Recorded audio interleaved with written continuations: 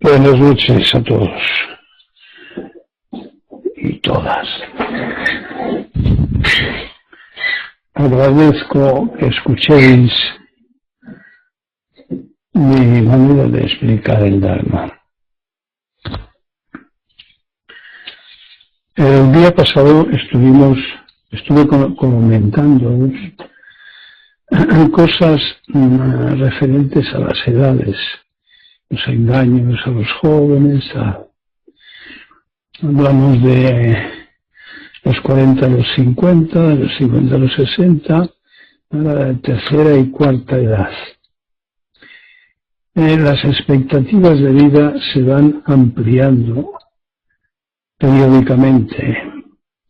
Ya debemos estar por los 84 o algo así. La medicina es mejor, la alimentación también, pero no las técnicas de ocupación para esos 20 años de perspectiva. 10 o 20 años.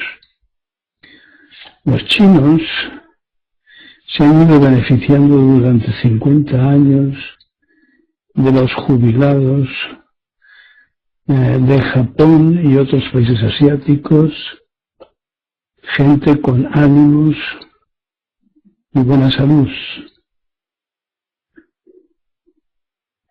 y que lo único que sabían hacer era trabajar, y han querido seguir trabajando, aún con escasos sueldos. Se les ha respetado la jubilación, pero están ocupados y estimulados con la enseñanza de su amplia experiencia a aquellas gentes. Para mejor orientar esto hay que pedir ayuda a las asociaciones ecologistas, a las universitarias. No sé yo si estas pueden ocuparse ya metidas en la tecnificación y en la instrucción, pero sí a las ONGs, a las asociaciones de horticultura, ONGs voluntarias, a algunas sanitarias y otras, de manera que se pueda construir un plan saludable y suficientemente satisfactorio.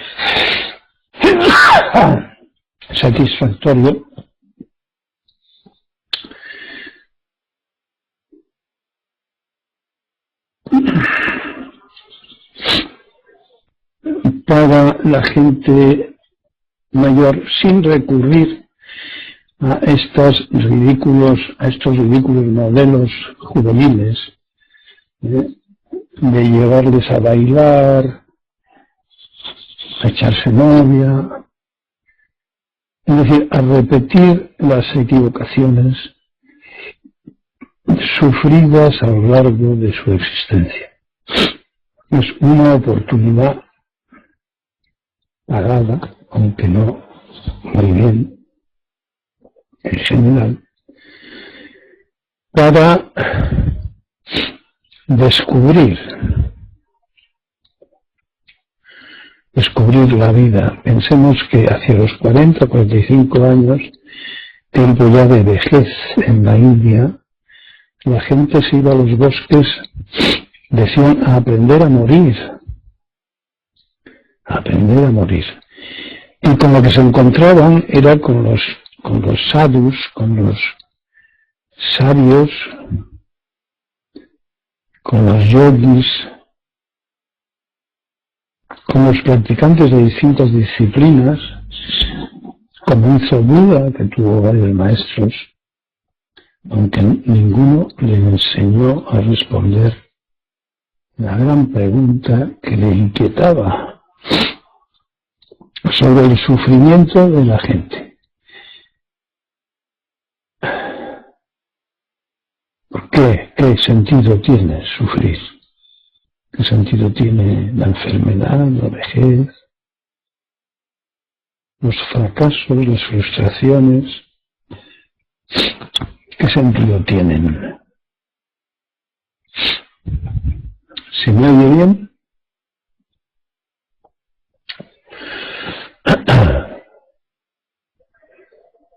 Bueno, pues es una etapa especialmente indicada, todavía con salud y con fuerzas, para descubrir secretitos ocultos a la superficie de los tópicos sociales, de los condicionamientos que han dirigido la existencia de la gente, sobreviviendo en mejores o peores condiciones, siguiendo los modelos, los arquetipos, las modas de cada sociedad, de cada cultura,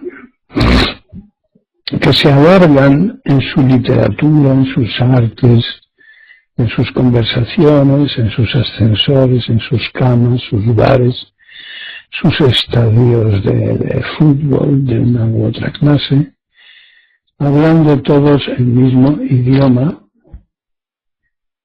y expresando su inquietud, su insatisfacción de las mismas maneras. Ahora comentaré un poco más sobre la incomunicación entre pobres y ricos, jóvenes y viejos, es decir, la incomunicación de tópicos, ¿no?, de capas sociales, de profesiones, de manera que constituyen un círculo cerrado de incomunicación y de repetición de tópicos. Con lo cual, los cambios son imposibles y se expresan muy bien en el lenguaje.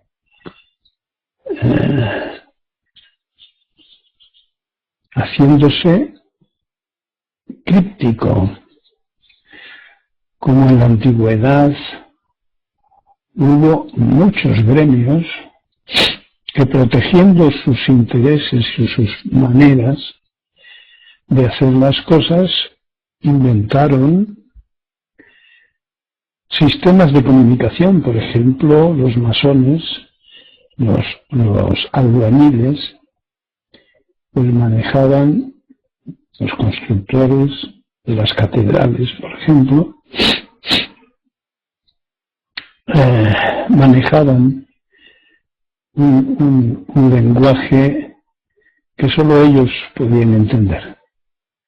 Lo mismo los tratantes de ganado y otros grupos que después se han ido especializando a medida que se complicaba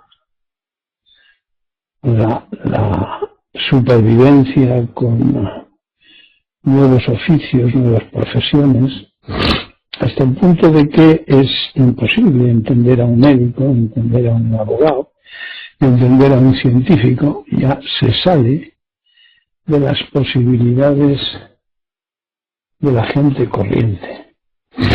Así que el aislamiento pues continúa. Por otro lado, hay una seria resistencia a cambiar el lenguaje, aunque se reconozca su conveniencia, porque en nuestra ignorancia creemos que vamos a convertirnos en personas diferentes, que no vamos a ser aceptadas de igual manera por el grupo, que nos vamos a distinguir en una dirección negativa.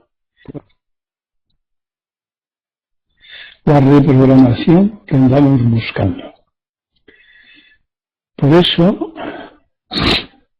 Si lo digo al contrario, la ideología del dormido mantiene las expresiones más comunes a su grupo y es resistente a cambiarlas porque es resistente al cambio.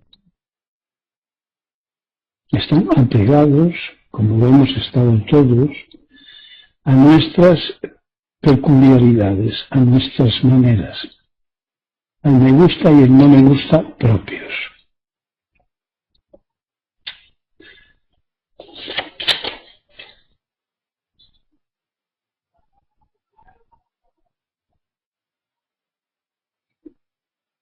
Algunas expresiones consiguen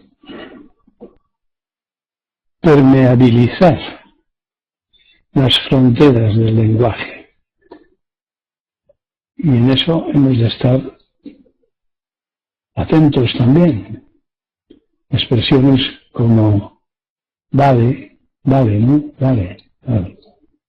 Me pido no sé qué cosa. Me pido será te pido. Oye tío, oye tía. Bueno, de cualquier manera, el bueno, o el de cualquier manera, que lo dice todo el mundo, o sinceramente, honestamente, y así una serie de ellas. Se cuelan por contagio, por mimetismo. He conocido a algún viejo que se creía más joven o comunicativo usando este tipo de expresiones de tío y de tía con 80 años.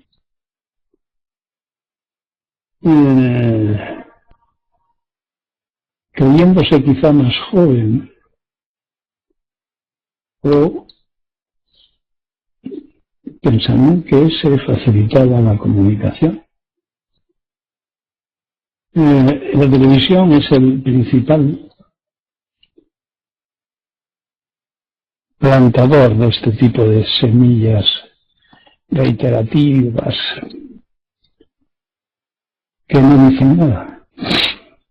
Son apoyaturas, tics. Y la televisión también pues está siendo el plantador del encanallamiento de la calle, de las películas, incluso de las relaciones sociales. Como he dicho hace años en mis libros, está de moda hacerse el malo o practicar la ignorancia.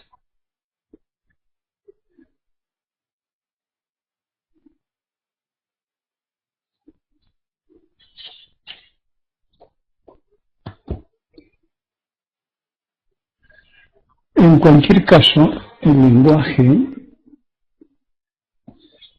es no solo el vehículo de una ideología, sino es una ideología en sí mismo. Es decir, un sistema de pensamiento, valoraciones e interpretaciones de una realidad subjetiva, aunque coincidente, condicionada por dicho pensamiento, aprendido, con sus sentimientos, proyectos, objetivos, etc. Así entiendo yo una ideología. Que se mueven las ideologías, hay quien habla del ocaso de las ideologías, no lo creo, van desde los extremos del egocentrismo más materialista al más idealista. Pero en último extremo, egocentrismo. Occidente no ha descubierto más Y los que sí han descubierto algo no se atreven a aplicarlo, como describiré o pondré algunos ejemplos al final. ¿Alguna pregunta? Ha entrado Suso, Tonino, Isai, María del Carmen y Sergio. Y Pablo de Sevilla, ¿qué opinión le merece la práctica con el Koan Mu? Pues es una práctica propia del Zen Rinzai. Hubo unos siglos en que el Soto Zen también lo aplicó, pero el propio Dogen desterró esta práctica con muy buen sentido. El tener la mente ocupada constantemente con un, con sí, con no, con la o con delay, como dicen en Castilla, es una ocupación, una perturbación completamente innecesaria, que además hace sufrir, produce angustia, y hay que huir de este tipo de prácticas. Repetiré una vez más que el nacimiento del Koan tiene mucho que ver con supersticiones, con mudras, con talismanes verbales, con jaculatorias, diríamos, sin sentido. Y esto, que pertenece a épocas espiritistas, a las que los chinos eran muy aficionados, además de ser innecesario, o es innecesario, porque no se cree en la sabiduría de la propia naturaleza. O sea, el que esté intuitivamente convencido y racionalmente convencido de la sabiduría de la naturaleza, y para ello tiene que apagar la televisión y mirar a su alrededor, salir al campo, porque en la calle es mucho más difícil de ver, entre las casas, entre los edificios, y sale al campo y contempla, observa, pone todos sus sentidos sin pensamiento ninguno en los árboles, las hierbas, el agua, el cielo, las montañas,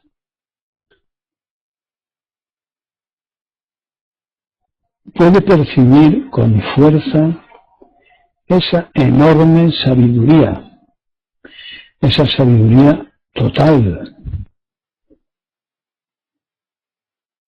que cubre la superficie y la profundidad de la tierra.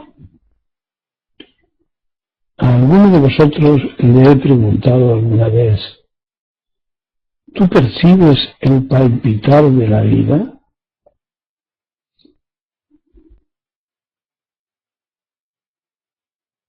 La mayor parte de la gente no tiene tiempo para escuchar su cuerpo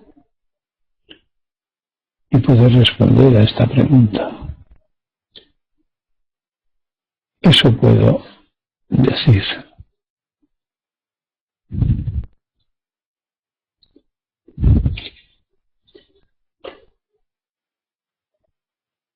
Sin entrado y muchi. Gaso. Estar atento al lenguaje que se utiliza es también una forma útil de descubrir el ego. Este Pablo que preguntaba, ¿no?, de Sevilla, cuando estaba contestando se marchó. No, por ejemplo. ¿Ah, sí? Sí. Aquí dice que lo dejó. Sí, pero lo ven. Ah, tú lo tienes ahí. Bueno, Mochi dice, estar atento al lenguaje que se utiliza es también una forma útil de descubrir el ego. Pues eso es lo que he pretendido decir. En que nos manifestamos la profundidad de nuestra conciencia, no solo cuidando el lenguaje, sino observando el lenguaje de los demás. Ese es uno de los muchísimos casos en los que interior y exterior no se diferencian.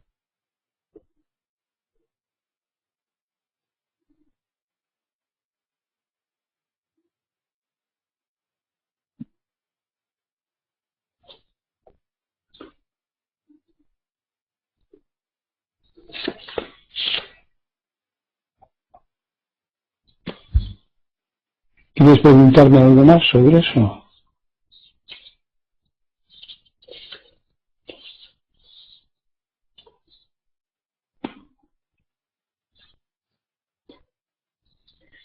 Sobre las esines. En este templo hay sitio para 25 personas. Forma parte del plan de dojos dependientes del templo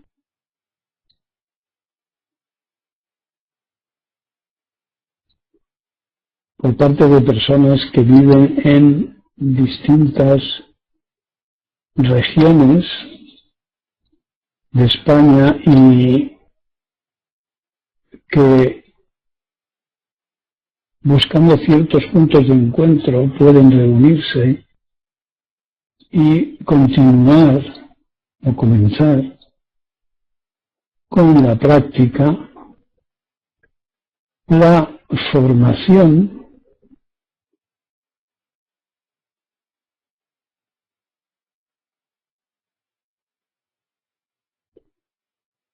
preliminar de estos aspirantes para evitar un turismo zen del que hemos huido durante muchos años aquí y promover el máximo aprovechamiento dejando que las comunicaciones conmigo por email periódicas conocidas por los jefes de cada dojo dirán en qué momento serán invitados al templo a dar el siguiente paso. Así que los jefes de estos dojos, hijos de Daidoji, son los que van delante, aunque vayan poco delante, es decir, son los monjes o los que han tomado refugio. ¿Y qué pueden enseñar? Pues lo que saben, lo que han aprendido. En el Zen hay una frase que dice, si sabes una hora, enseña una hora. Buda insistió, ayudaos unos a otros. Ir bajando la escalera de la profundización con unos y con otros. Pero os recomiendo leer solo mis libros. Me parece como muy excluyente, pues no lo es excluyente de supersticiones. Mis libros tienen una coherencia interna. Cada parte refuerza a los demás. Son simples y se viene demostrando su correspondencia con la acción, con la práctica desde hace bastante tiempo. Los principiantes deben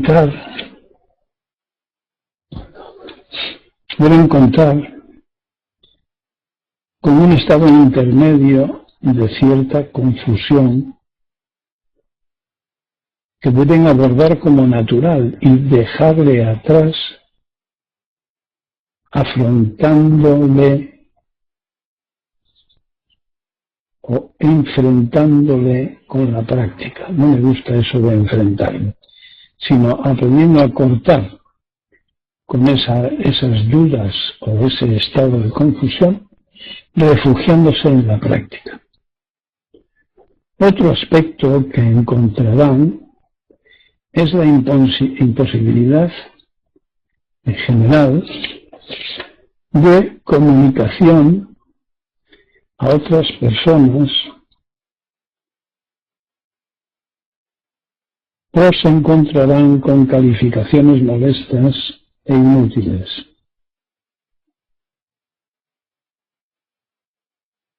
Poco a poco sabrán seleccionar los casos y es natural querer compartir y comunicar algo que resulta útil para uno mismo, especialmente a los más próximos.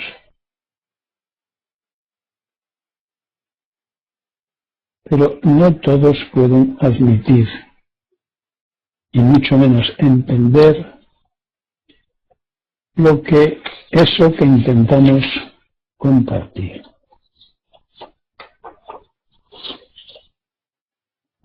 Cada cosa tiene su momento.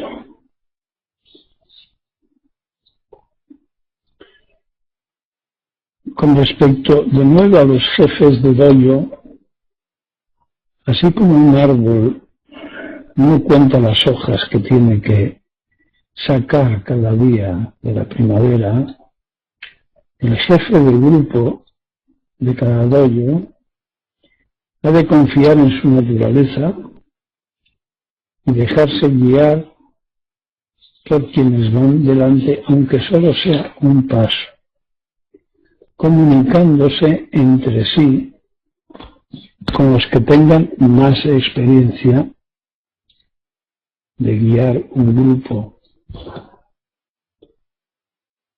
E irá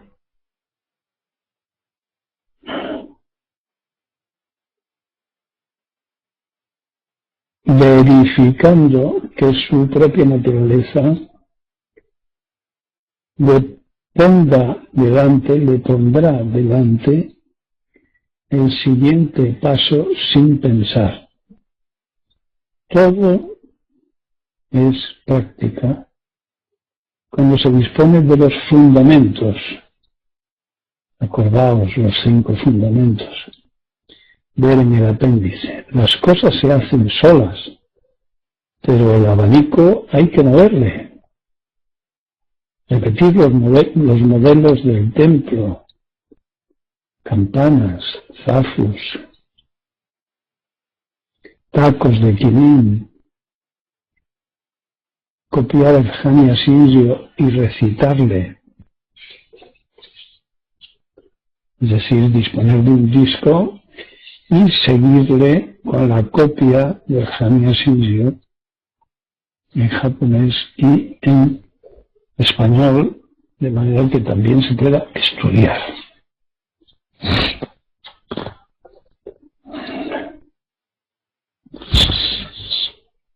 Y otra pregunta que algunos se hacen a juzgar por sus emails es, bueno, ¿y cuándo se puede parar?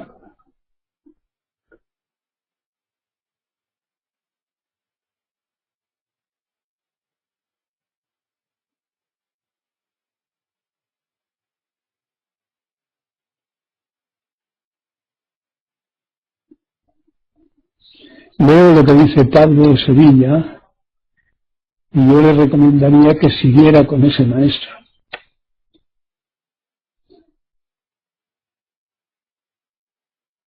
Y Jorge dice que hay mucho acople. ¿Qué quiere decir eso?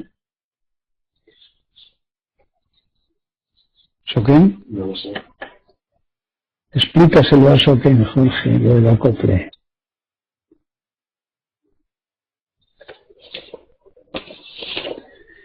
Termino con esto de los dueños. ¿Cuándo se puede parar? ¿Cuál es el momento en el que el aprendiz dice haber aprendido lo suficiente para poder vivir de manera distinta? Es algo a resolver individualmente. La exigencia de comprensión, lucidez, grados de emancipación y dependencia pueden ser limitados o ilimitados. Bien es cierto que hay un punto que llamamos sin retorno. Me refiero sobre todo al principiante y no al despierto. Solo el despierto descubre ese punto que llamamos sin retorno. He visto alguna vez decir algo semejante a esto: preferiría ser como antes. Pues está en nuestra mano y darle vueltas es una pérdida de tiempo. Escoger entre naturaleza y condición, entre salud o enfermedad, es pura ignorancia. Ciertamente hay pataletas egóticas en las que el ego observa sus propias resistencias y sus propios deseos.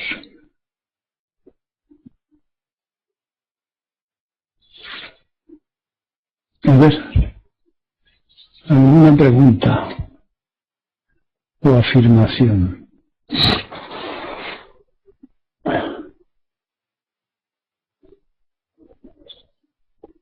Pablo de Sevilla.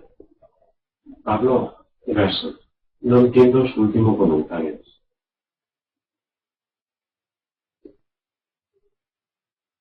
Que te recomiendo que sigas con Mu, con el koan de Mu.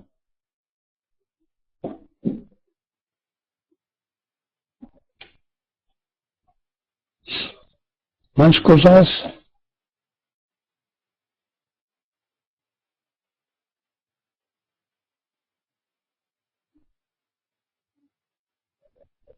Ha entrado alguien que no pasa nombre. Y creo que sí, que ha escrito caso. Antes de todo. A ver, Jorge, ¿no has explicado qué es eso del acople?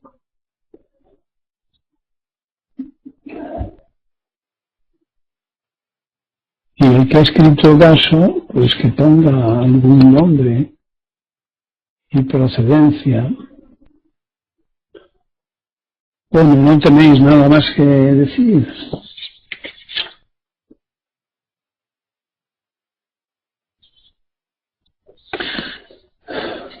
Seguir. En Asturias está funcionando una sala desde hace un tiempo. Ofrezco mi total disponibilidad para el que esté empezando, Gaso. Jorge, que retumba mucho el sonido. ¿Y qué le dirías a ese que le retumba el sonido? Que baje el volumen, ¿no? Sí.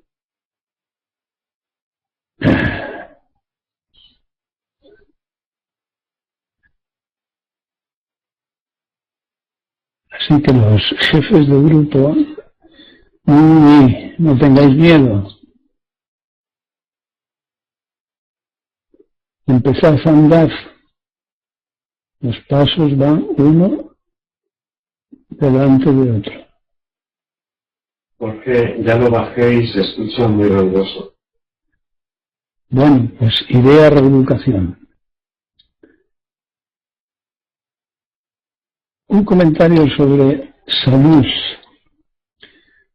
Con respecto a la testosterona, se ha convencido al 50% de las mujeres de que padecen disfunciones sexuales, en especial la frigidez y la anorgasmia. El problema está en los efectos de la testosterona sobre el corazón y el cáncer de mama.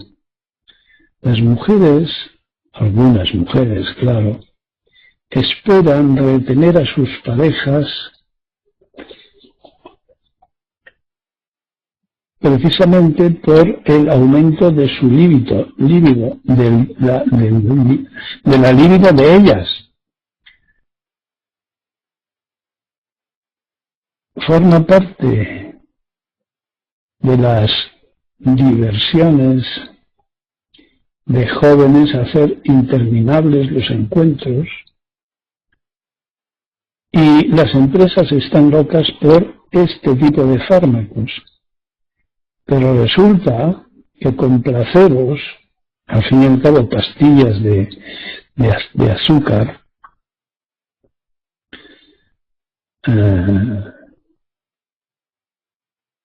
que creyendo que son de algún producto, se llaman placebos, se obtienen los mismos resultados. Así que, recomendable la información, pedir cosas a la pareja, para ella y para él, o para ella y para ella, o para él y para él. Atreverse a jugar con la sensualidad. Jugar quiere decir ir despacio. Y además, indispensable, evitar el estrés, vivir en paz, descansar y tener buen humor. Esto puedo recomendar. Jorge, dar cosas a la pareja sin pedir nada a cambio. Depende de la confianza que tengas.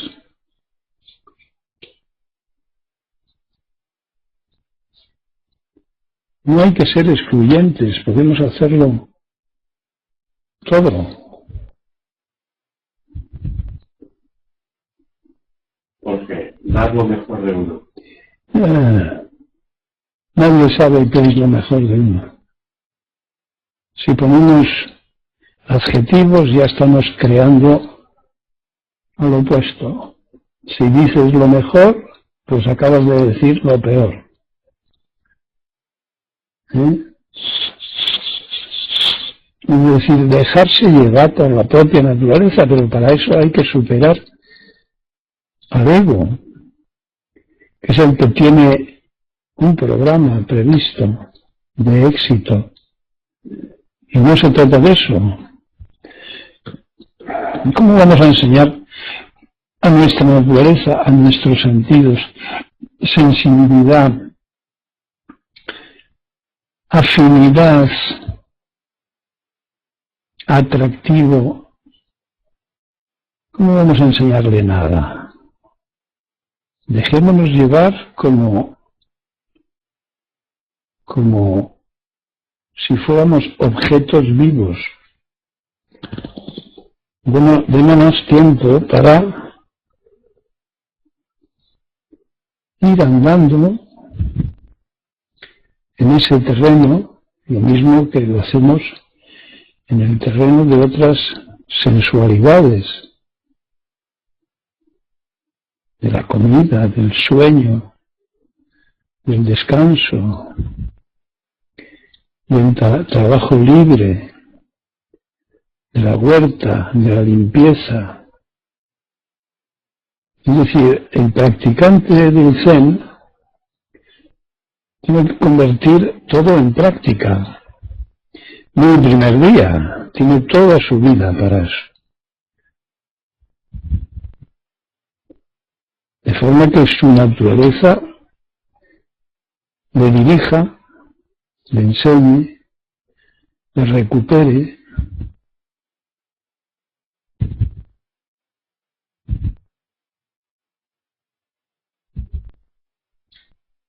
Cuanto más compliquemos las cosas, más complicadas resultan.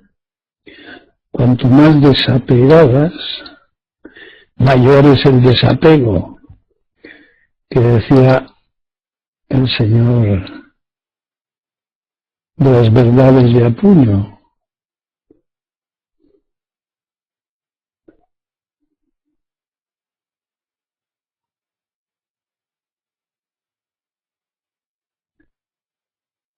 Jorge Caso.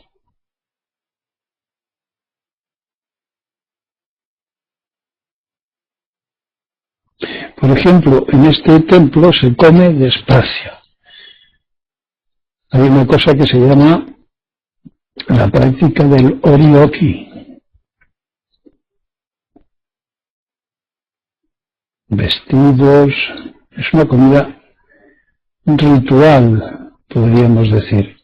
Pero los rituales en el Soto Zen son prácticas de la atención, de la contemplación, de la observación. Vestidos, sentados en el suelo, sobre el zafu, en mesas bajas, con cuencos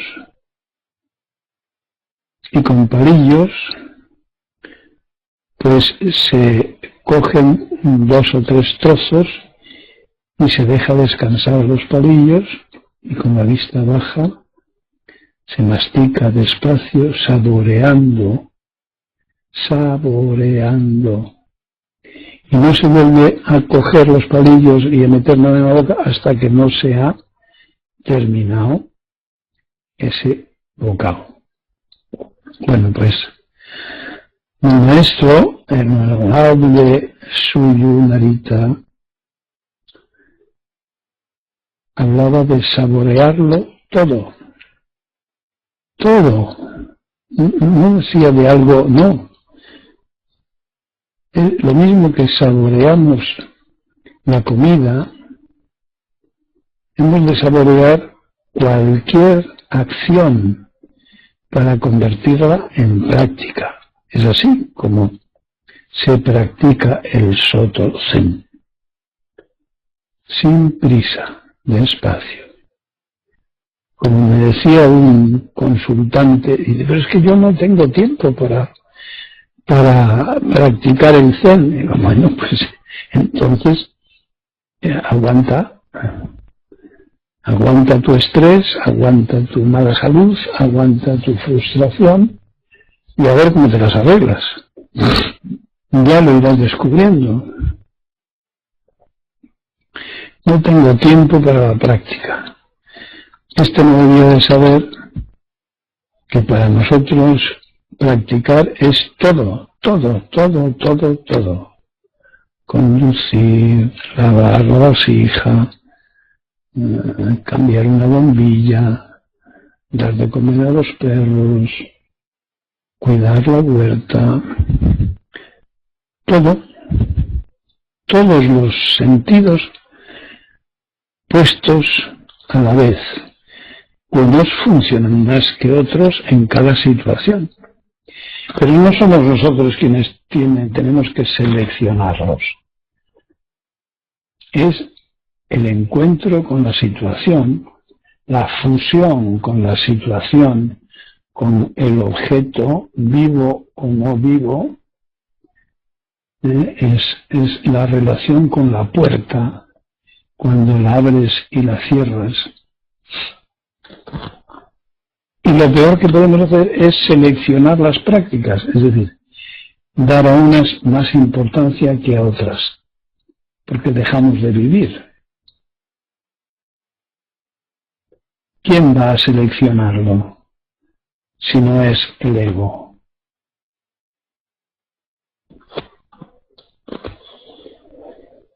¿Alguna pregunta? Pablo. Con Pablo me gusta hablar. Gracias. Actualmente no tengo maestro. Todos me han defraudado.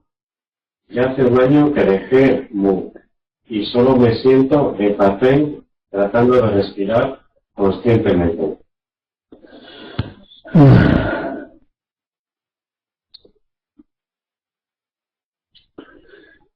Pues en el Soto Zen no tratamos de respirar conscientemente, precisamente. Se trata de ver pasar por tu mente como nubes sobre el cielo, pensamientos, deseos, y cortarlos, abandonarlos inmediatamente. Así aprendes a ver tu ego.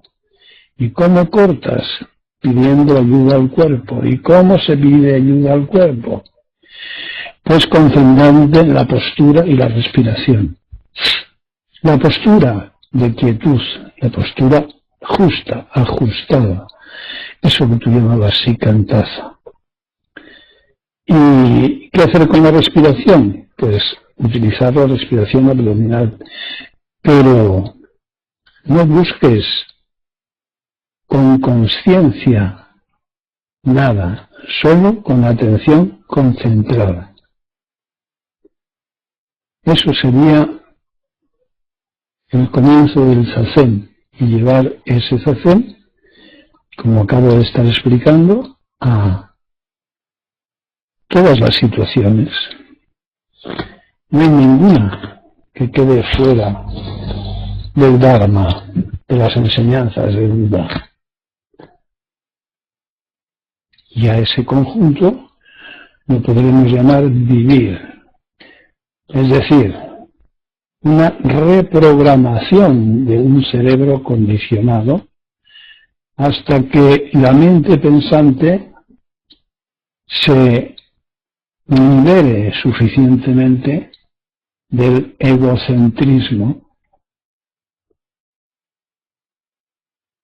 de la persecución continuada de objetivos de ganancia.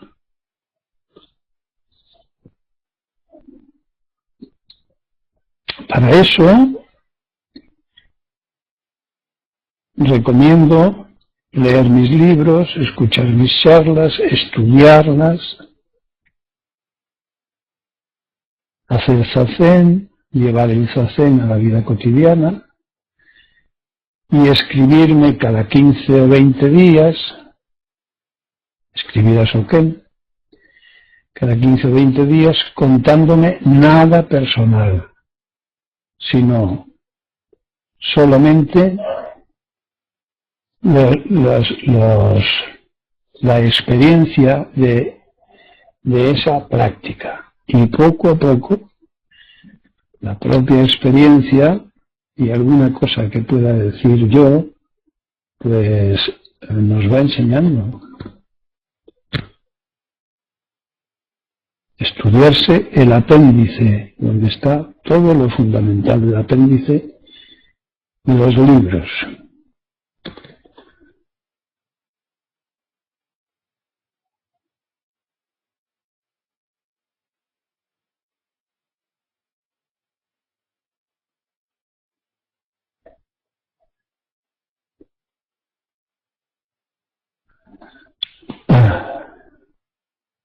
Vuelvo a recomendar que leáis mis libros, donde están las contestaciones a todas estas preguntas que hacéis.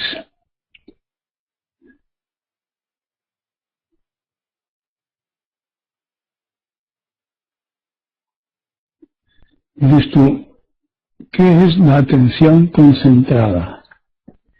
Pues lo que te puedo decir es que si comprendes lo que es una atención dispersa, pues comprenderás lo que es la atención concentrada. ¿Y cómo se desarrolla? Pues estando en lo que estás, no haciendo una cosa de por vez, no estar en una cosa y calculando algo sobre otra, contemplando lo que ves, lo que pisas, percibiendo tu propia naturaleza, tu propio cuerpo, sin pensamientos. Y poco a poco ese cerebro hiperactivo se irá cansando y no intervendrá tan constantemente. Y entonces esos sentidos, en vez de obstruidos por el estorbo constante de los deseos y de los objetivos se van liberando y se pueden fusionar con las características de cada objeto, desapareciendo el objeto y el sujeto. ¿Qué más dices tú? Efectivamente, concentrándose en el aquí y ahora, cada aquí y cada ahora.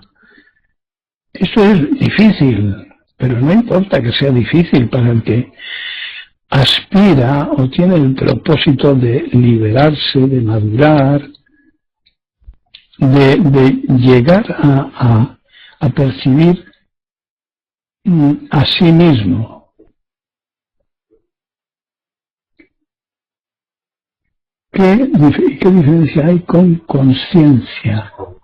Con conciencia. La conciencia es un concepto moral. La conciencia es un concepto cerebral. ¿Entiendes?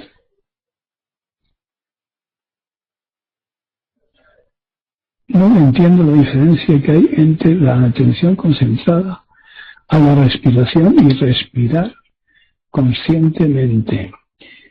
Sí, mira, cuando has puesto la conciencia en algo, una de las prácticas que se hacen aquí es la caligrafía japonesa, pues tú te aprendes un kanji, un signo, y cuando lo has repetido 20 veces, no tienes que poner conciencia en él, ya te sale solo.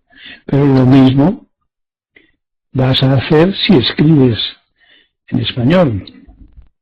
No tienes que estar buscando la A, luego la B, habilitado, o la H, la A, ahora viene la...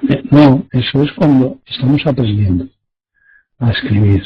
Después nos sale solo. Bueno, pues ese sería un estado de conciencia espontáneo, liberado o no de tu ego. Depende de la práctica realizada, de la continuidad de la práctica. Sí, dice Jorge Gaso. Bien, Gaso. ¿Sabéis que si pusiéramos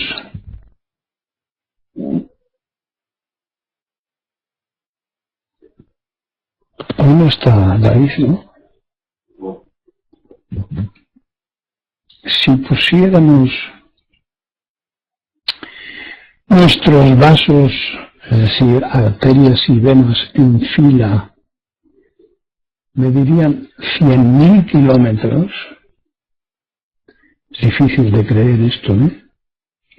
Pero esto es lo que dicen los anatomistas. 100.000 kilómetros.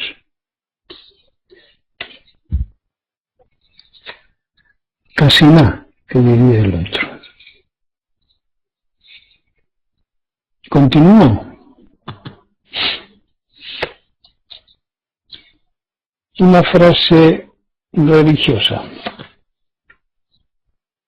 oída recientemente. Muchas veces cometemos errores para conseguir un bien mayor. Fijaos qué terrible es esto. Y qué inconsciente el que lo dijo. Era una autoridad. Muchas veces cometemos errores para conseguir un bien mayor. Es el colmo de la especialización egocéntrica. ¿Lo entendéis? Muchas veces cometemos errores para conseguir un bien mayor. Mira tú qué altruista. No hay que conformarse con los bienes pequeños. Quiere decir, tú aspira alto, aunque tengas que prescindir de bienes pequeños, porque te va a compensar. En fin, Brasil. el 1% de la población es dueña del 50% de la tierra. Repito porque esto es una cosa inquietante. El 1% de la población es dueña del 50% de la tierra. O sea, la mitad de Brasil está en manos del 1% de sus habitantes.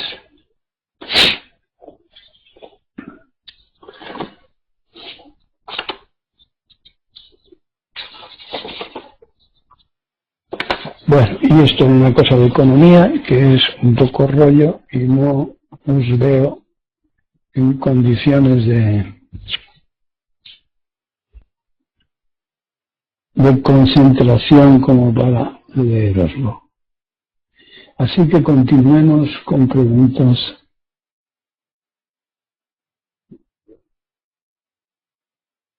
¿Qué os parezca? Sí, porque dijo maquiavélico. Maquiavélico. A ver, Jorge, ok, dice aquí. Dar lo mejor del uno. Me he dejado atrás a alguien.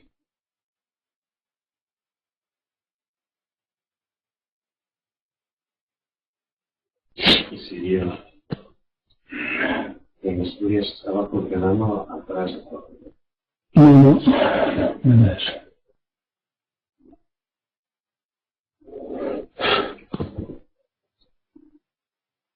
A ver un poco.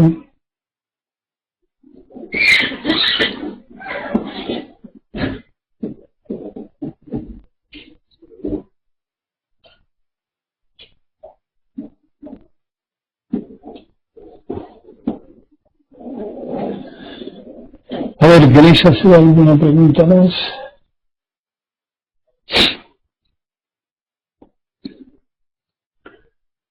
Pablo. A ver, Pablo. Gas. Tú eres el que no ha hecho ninguna pregunta, ¿no? ¿Por qué no se deben celebrar los cumpleaños ni asistir al entierro, por ejemplo, de tu propio hijo? Esto lo he leído en uno de sus libros.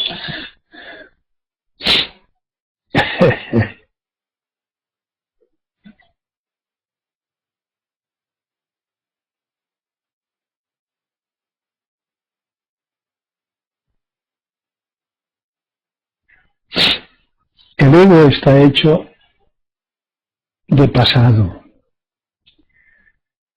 Si seguimos los refranes, las tradiciones, las informaciones antiguas recibidas a lo largo de nuestra existencia y las repetimos y las cultivamos, no podemos decir que estemos tratando de librarnos de nuestro ego, sino estamos reforzándole. Estamos reforzando los apegos.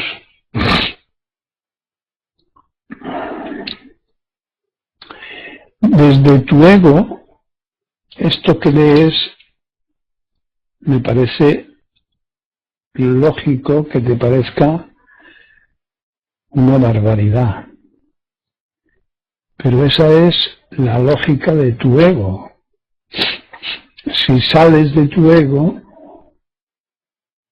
pues comprenderás que todo lo que sean repeticiones son refuerzos.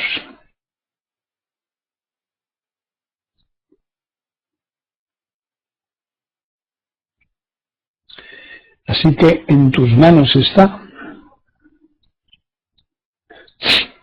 tratar de liberarte de tu ego o fortalecerle.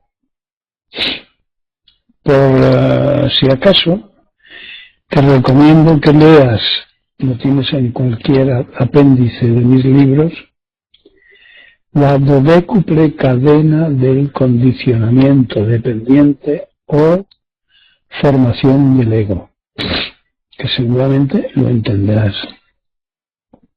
Es decir, cómo se construye un ego.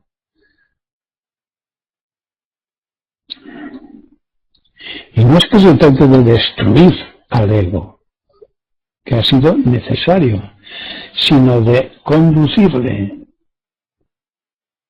porque el ego es confuso, es el resultado de millones y millones y millones diarias de información recogida por el cerebro,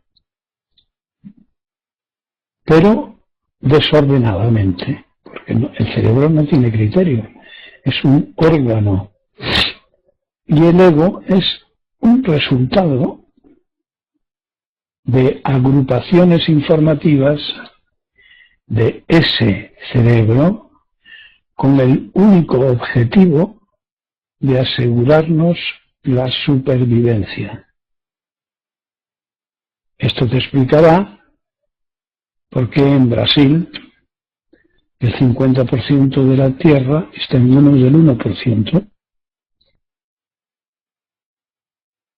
¿Qué importan los demás, no?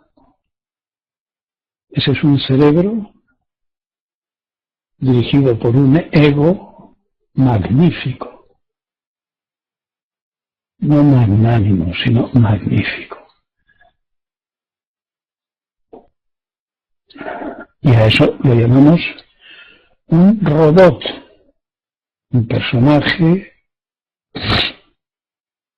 el protagonista de la película de nuestra vida,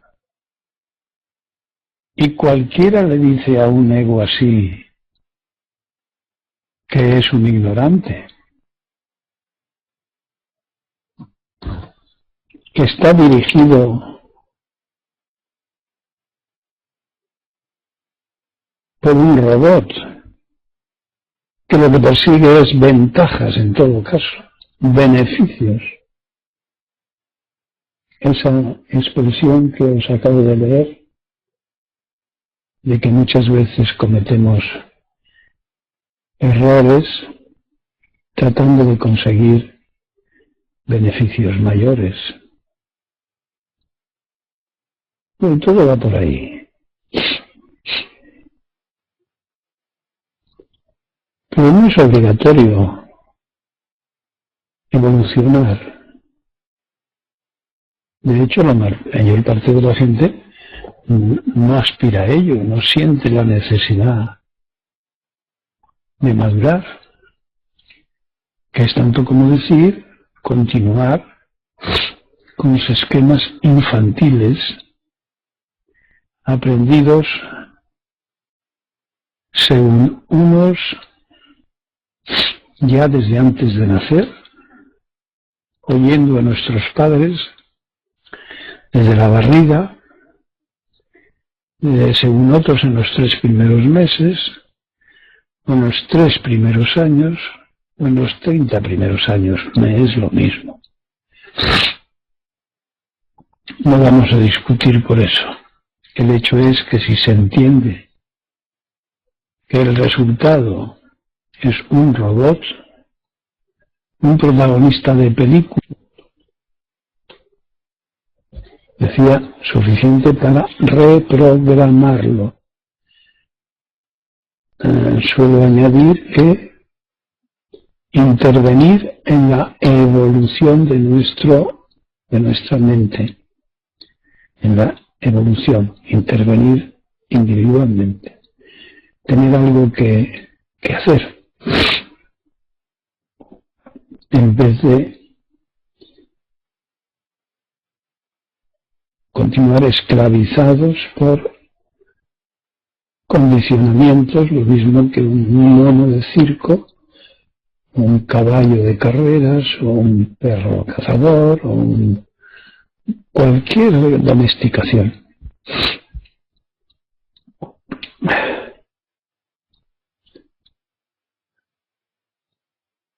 Jorge, si sales de tu ego, ¿qué pasa?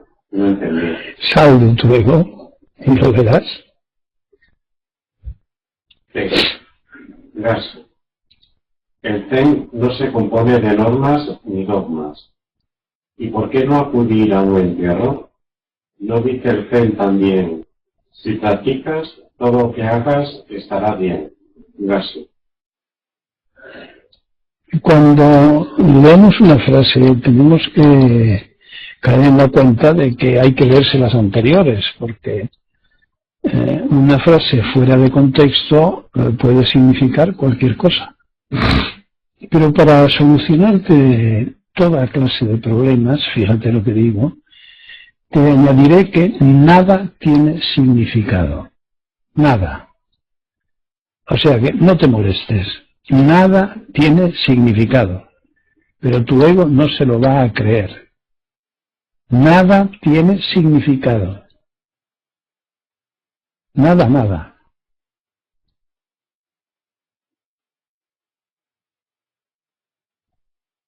Con eso te soluciono, si en caso de que te lo creyeras, todas las dudas, todas las preguntas, todas las respuestas.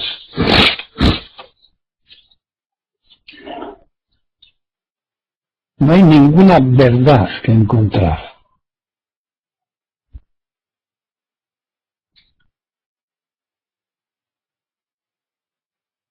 Hay que trabajar, hay que esforzarse para dar un rodeo y llegar a descubrir, a ver lo que es evidente. Pero eso se sabe después. En Zen decimos la montaña, primero es la montaña, después no es la montaña. Y seguidamente es la montaña.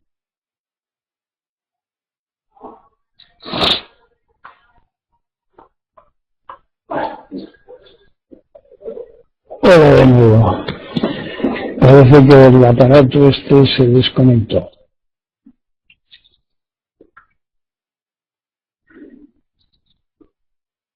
Si les ha pasado a ellos lo mismo, tienen que volver a entrar, ¿no? ¿Pienso que no? No. No. Bueno. Pues a ver, contadme algo.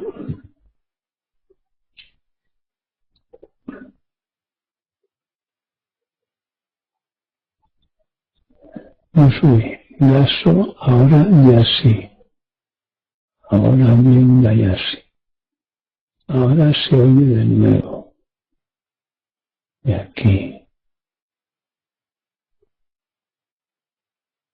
Se ha quedado colgada.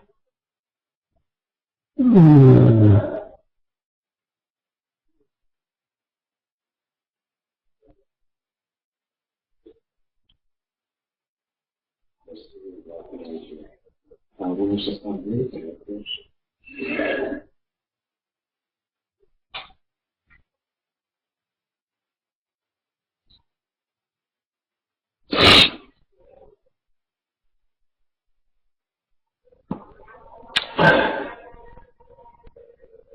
Se os ha acabado la cuerda ya. Entonces, muchachos, a Sosín no la he visto, ¿no? A Senkai tampoco.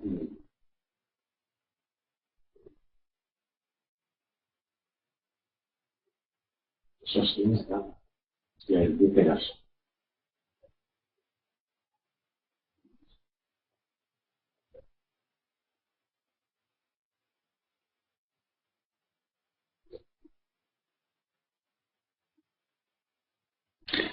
Jorge, dice, nada tiene significado.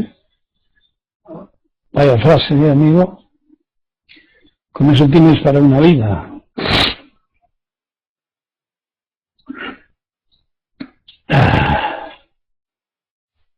Pablo escribió algo antes que... Sigo sin ver ni oír.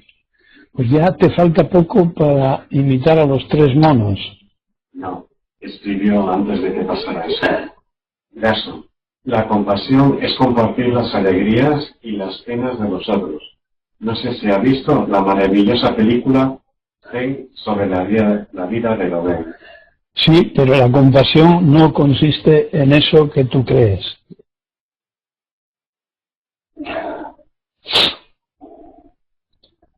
Me parece que hablas de caridad. Si permitimos que nuestro ego interprete lo que leemos sobre Zen, nos estamos equivocando seriamente.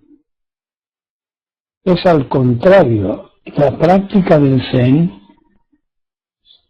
es la que puede transformar nuestro ego, nuestras interpretaciones, que no son nuestras, son de otros.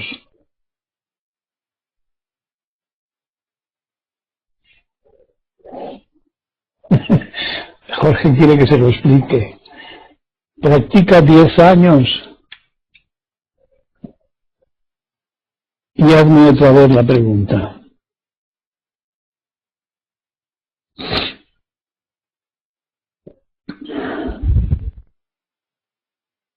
A ver, mi teorema del huevo frito. Tú lees 100 libros sobre cómo freír un huevo y no será equivalente al simple y magnífico hecho, acción, hecho de freír un huevo. Y el Zen es acción.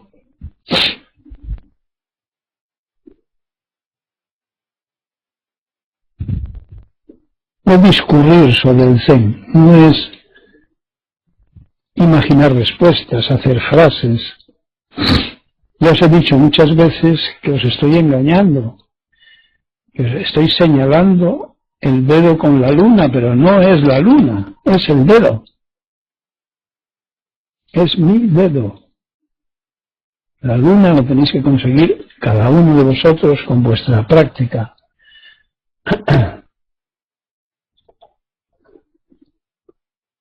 Se trata de realizar la propia naturaleza.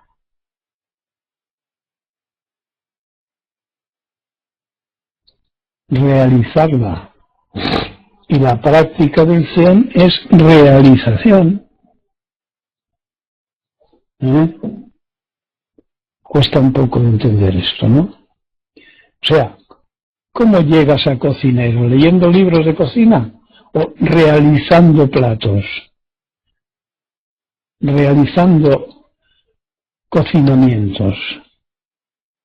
Me parece que realizando cocinamientos, ¿no?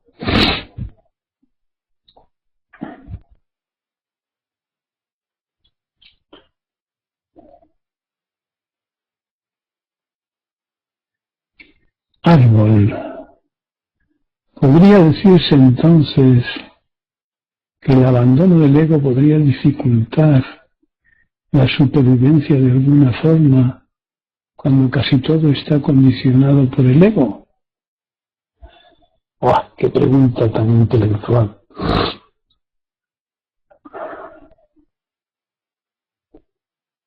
Nada de lo que sea útil y funcional se olvida.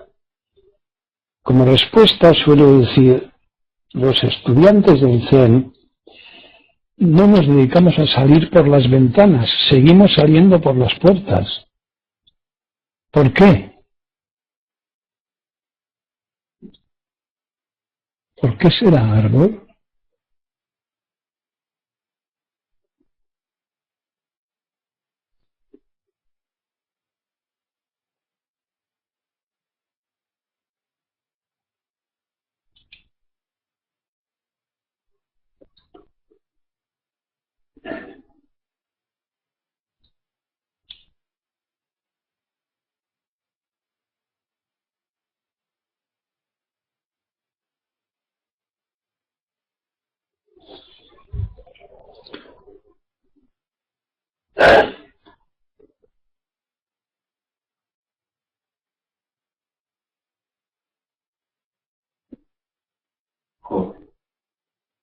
Las ventanas no son alternativas para salir, o hay una sola forma de salir.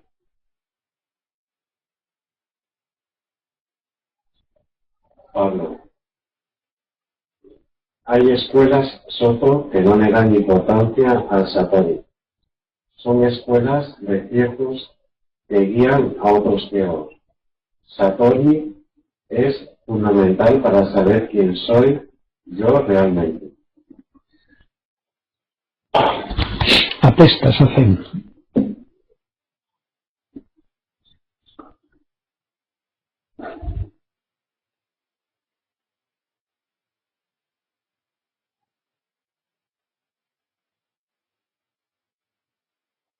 Sí.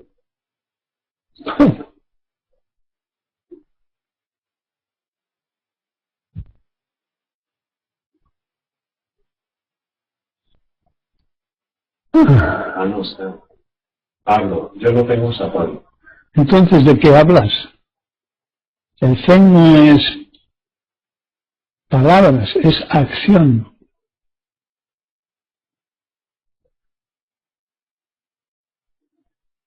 Es práctica, no cualquier acción. Es práctica.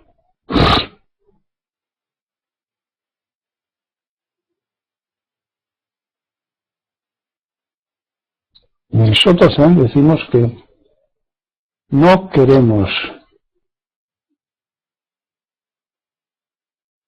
llegar al final del despertar. Mientras haya gente necesitada de ayuda para despertar, para salir de la ignorancia, gente que sufra de ignorancia. No queremos el nirvana.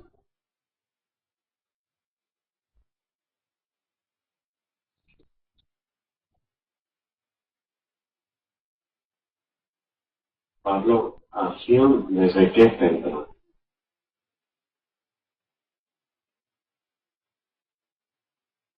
Que leas, que practiques, que no es explicable con palabras, que la experiencia no es sustituible por palabras. Eso demuestra una ambición de tu ego. ¿Qué quieres? ¿Una pastillita barata, azul, fácil de tragar, y que te dé la lucidez? No, Buda no la inventó. Pablo, llevo practicando 10 años. ¿Qué? ¿Qué llevas practicando 10 años? ¿Ahora te pones en plan presumido? Eso, quiero saber quién soy. ¿Y en 10 años no lo sabes? ¿Qué es lo que has practicado?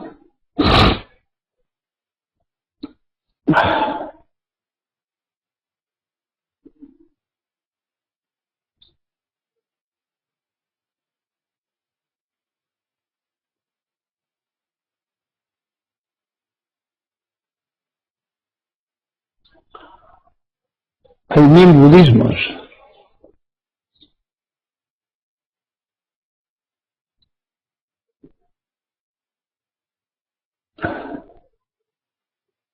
Muchos de ellos mágicos.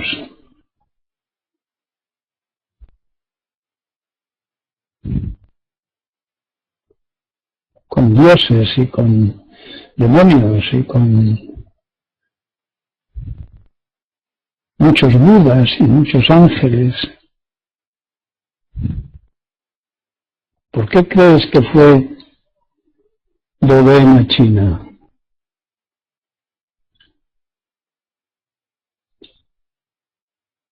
Porque Japón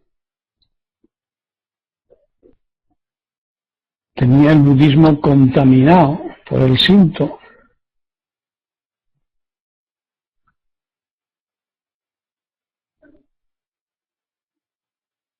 Dogen también quería saber quién era, o qué era. Eso. Dogen dijo que todo ser humano llevaba un Buda en su interior. Y sí, yo también lo comparto eso. ¿Sabes cuál es el símbolo de este templo? Un abanico, el mismo que el abanico de Todenji del maestro Narita. Y eso nació de un Goroku, de un maestro Zen, que dijo, tienes el abanico en las manos y tienes calor. Si no lo mueves, no te vas a refrescar. ¿Tú crees que basta con un abanico en la mano para refrescarse o habrá que moverle? ¿Qué es mover el abanico?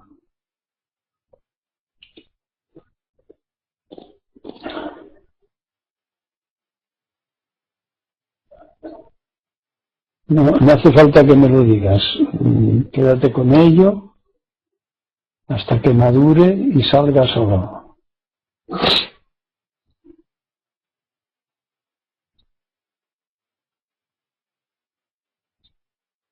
Araceli.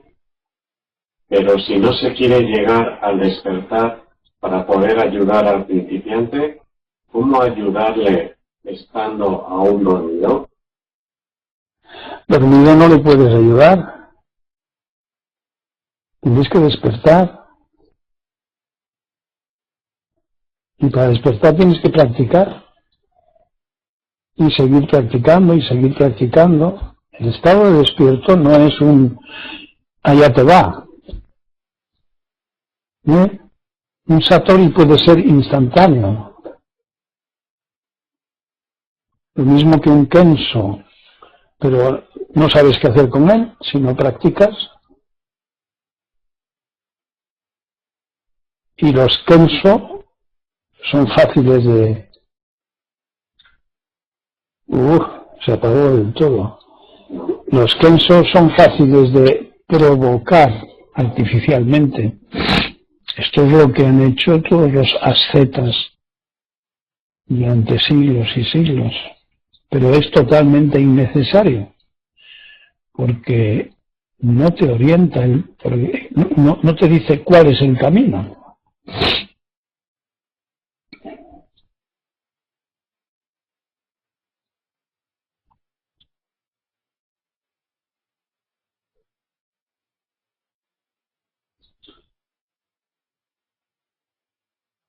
Pablo. Gaso. Sin iluminación no hay nada. Haces afirmaciones llamativas, para tu ego.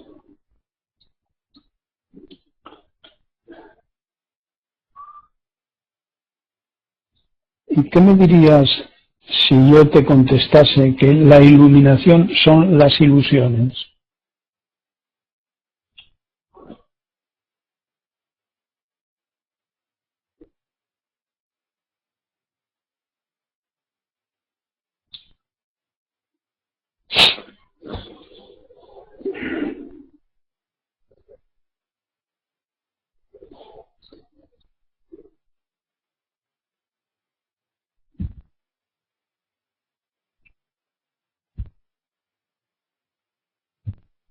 ¿Le parece que el mundo actual entonces está iluminado?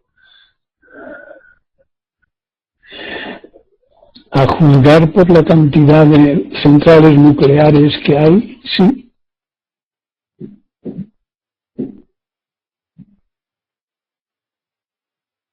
Jorge, que las ilusiones carecen de significado.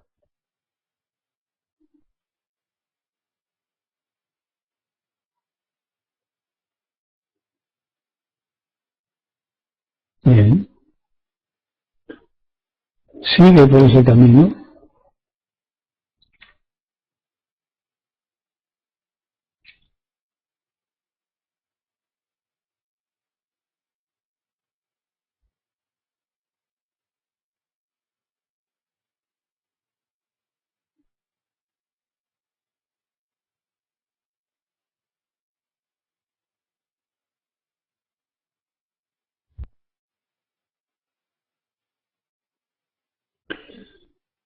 Bueno, pues si no tenéis más,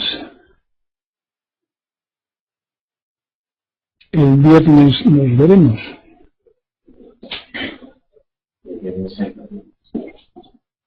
Nos veremos en el Zazen a las 8:15, 8:30.